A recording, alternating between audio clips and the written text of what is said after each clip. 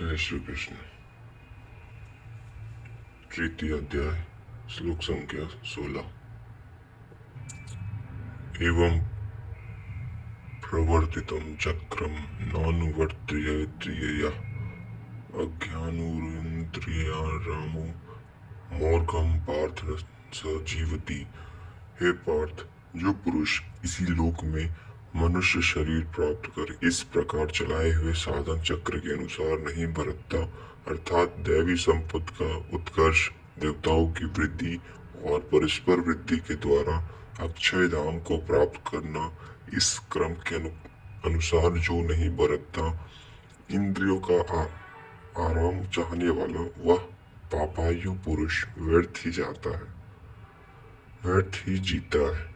बंधु, योगेश्वर श्री कृष्ण ने अध्याय 2 में कर्म का नाम लिया और इस अध्याय में बताया कि नियत कर्म का आचरण कर। यज्ञ की प्रक्रिया ही कर्म है। इसके सिवाय जो कुछ भी किया जाता है वह इसी लोक का बंधन है। इसलिए संग दोष से अलग रहकर यह यज्ञ की पूर्ति के लिए कर्म का आचरण कर। उन्होंने यज्ञ की विशेषताओं पर प्रकाश डाला और बताया कि यज्ञ की उत्पत्ति ब्रह्मा से है। प्रजा अन्न को उद्देश्य बनाकर इस यज्ञ में प्रवृत्त होती है।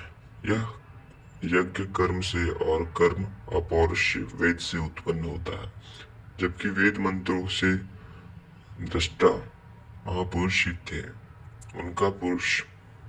उनका पुरुष तिरोहित हो चुका था। प्राप्ति के साथ अविनाशी परमात्मा ही शेष बचा था। इसलिए वेद परमात्मा से उत्पन्न है। सर्वव्यापी परमात्मा यज्ञ में सर्वदा प्रतिष्ठित है। इस साधन चक्र के अनुसार जो नहीं बरतता वह पापायु पुरुष इंद्रियों का सुख चाहने वाला व्यर्थ ही जीवन जीता है। अर्थात यज्ञ ऐसी विधि विशेष है जिसमें इंद्रियों का आराम नहीं और अपितु अक्षय सुख है।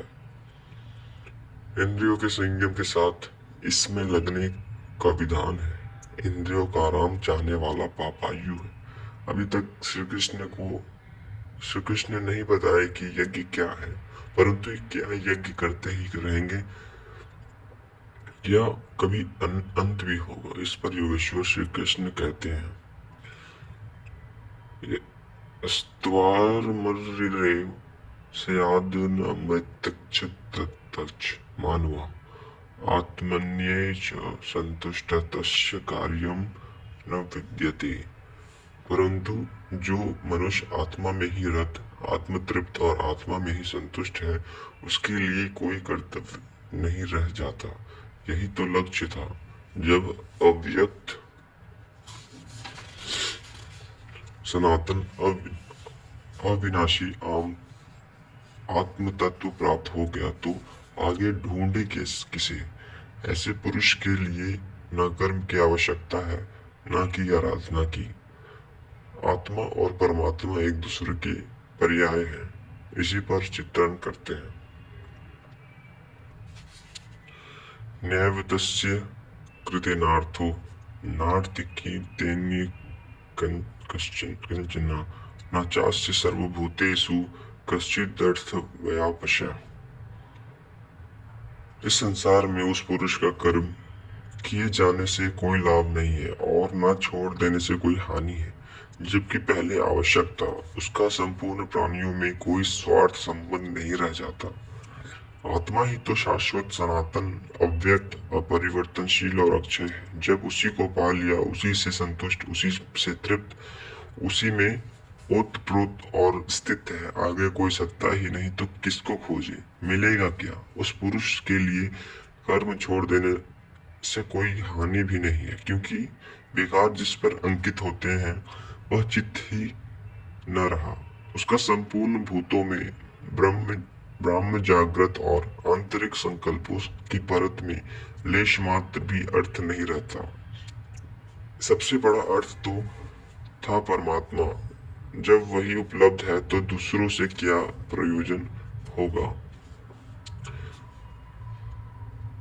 श्लोक संख्या 19।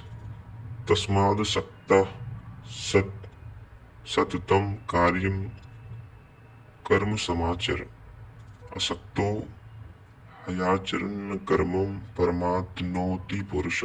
इस स्थिति को प्राप्त करने के लिए तू अनासक्त हुआ निरंतर कार्यम कर्म जो करने योग्य कर्म है उस कर्म को अच्छी प्रकार कर,